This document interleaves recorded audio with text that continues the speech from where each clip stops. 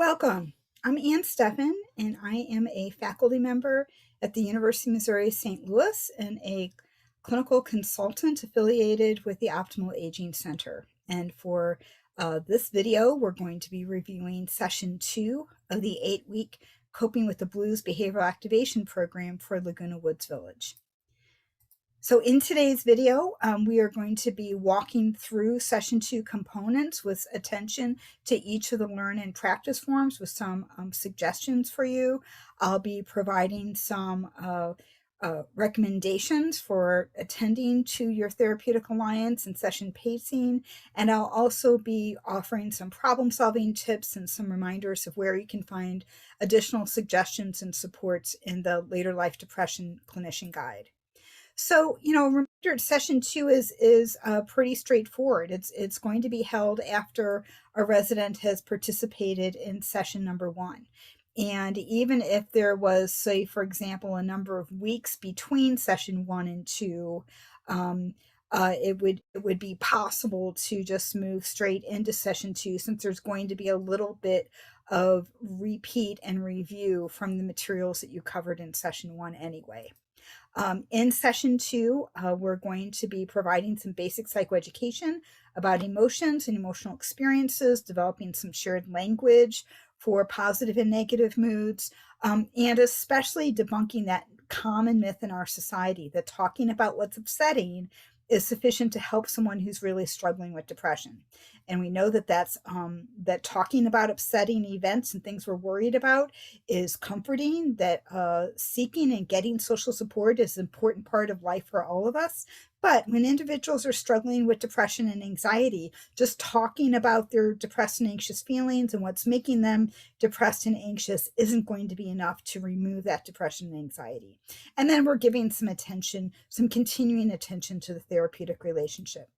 So, some of the tips for session 2 are identical to session 1. Just a reminder that we're using that warm greeting. It's good to see you. I'm looking forward to what you thought about the session 1 handouts, and then immediately jumping into the content. We're going to suggest about 10 minutes looking over the practice forms from session 1, which is both that review of my depression and then attention to values and strengths. And they can certainly add on and continue to write into those forms in the conversations that you're having during session 2 itself. We're going to suggest again that you provide the resident with a staple packet for session 2 and session 2 only, and then move into session 2 content. And so we're only providing 1 session's worth of materials at a time. Even if individuals ask for more, I'd like to see what's coming up. I'd like to sort of look over the materials, maybe while I'm on vacation. And what you're going to say in response to those requests are, well, I can see why you'd be curious and why that might sound like a good idea. But the way this is working is we're really focused on helping you develop healthy habits for yourself on a week-by-week basis. And so this is more than just getting some tips and suggestions, but it's really helping you practice and develop new skills. So we're going to be working on a one session at a time basis. Reminder that always during your contact time with the residents, you're helping the residents write down things on the practice forms to get started. So in no case should someone end a session and then during the week have a practice form that they're supposed to work on and that they don't have anything written there to sort of that has sort of primed the pump and gotten them started. And you're always, as you're talking about and starting to work on the practice forms and instructing them to continue to look at them at least 2 or 3 times over the upcoming week and add on ideas and information, you want to explicitly state that, one of the things that we're going to do when we meet next time is we're going to start by looking at these 2 forms together. And I'm going to be really curious as to what additional insights and what new things that you write down between now and then. And then again, a reminder that we've labeled those bonus pages and forms for your residents who are high functioning, who are catching on really quickly, who are eager, and you can certainly feel comfortable using those. But for a lot of residents, you're just going to simply point out that in their packet are some extra bonus pages, and you're welcome to look at them, but you certainly don't have to. They're just there for folks who might find that helpful or interesting. I talked about this in the session 1 video, and you see here a picture of my recommended recommended ideal seating arrangement, understanding that you don't have a lot of control over residents' living environments, but tables and chairs is much, much better than settling on a couch or comfy seats. The firm writing space is far superior than a clipboard or writing on a coffee table or a book. And that table and chairs sort of kind of communicates that we've got a practical working nature, and it really allows that chair arrangements allows you to turn and directly look at the resident and have that eye to eye, face to face contact. And it also allows the two of you to look down at the same material in front of you. So in session 2, you're going to be providing some education about emotions. And Feel to Learn is a particularly important page to spend some time walking through. And again, you're talking through these talking points. They've got the material in front of them. And then you're going to be asking them to reread this a couple times before you meet again.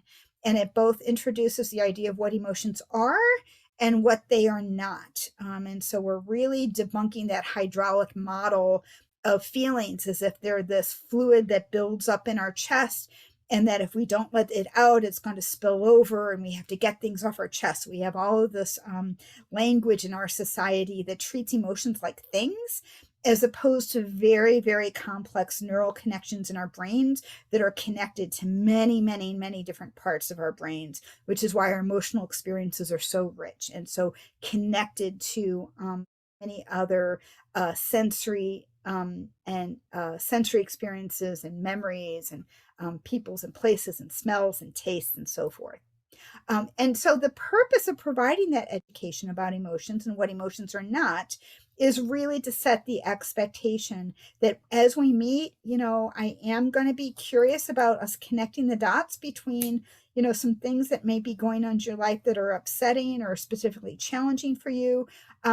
But just us talking about that is not enough. We're really going to need some time as we're working together to really focus on some specific skills and strategies that are helpful and to help you develop some new coping skills that you can use. Feel 3 Learn is also a key part of a skill that then we're going to be building upon and using throughout the entire program. So this is a pretty important piece as well, this piece of emotional literacy, of being able to label feelings and describe the intensity of them, and to sort of recognize the connection between daily events and feelings. So this is something that again is going to take some session time to both talk through and in session together for the two of you at the bottom of that page, to have them identify a very specific situation or event from the past week in which they had either a positive or a negative feeling, and they're going to be writing down on this sheet in their own handwriting what the day and the time and the brief situation. So Wednesday 3 p.m. had a conversation with my sister on the phone, and the strongest feeling, so what word would they give to the strongest feeling that they had, and then what number would they give to that feeling. So you're doing that all together in session, and then you're starting work on the Feel 2 practice page again, together, and having them both look at that list and then other words that they may use, in their daily life as they're talking with family and friends.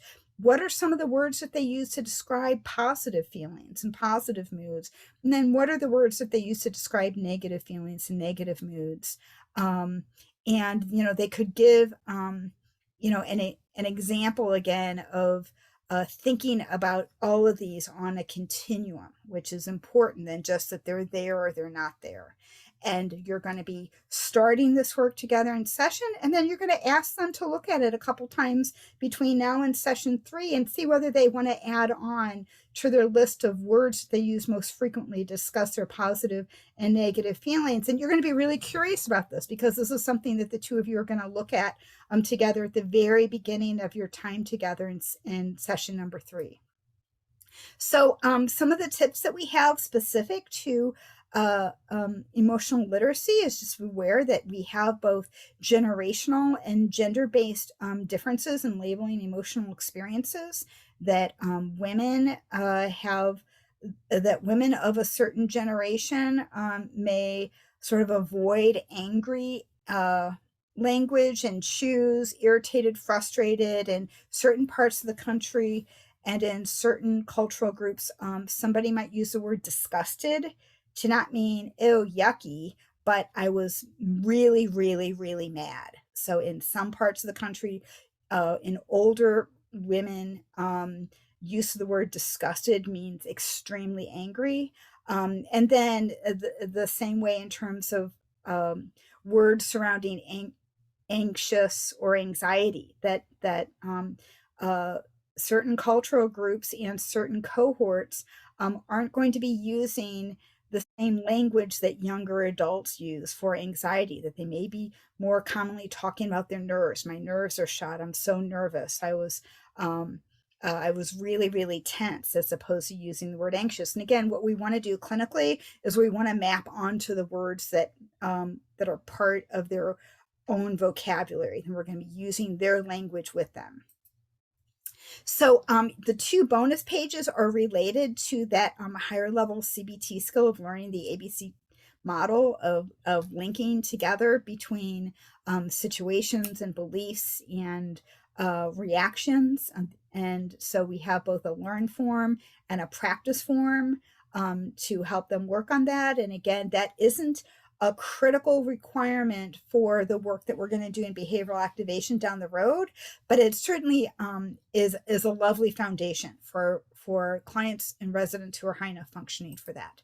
We're going to remind you that session 2 is a really great time if you haven't already introduced the conversation regarding the need that, sometime during our work together, you're going to be saying something that's really important, but I'm going to need to stop you before you continue because I want to make sure that I understand what you've said so far before you go forward. So what signal would you like me to use? And you're going to identify that signal together.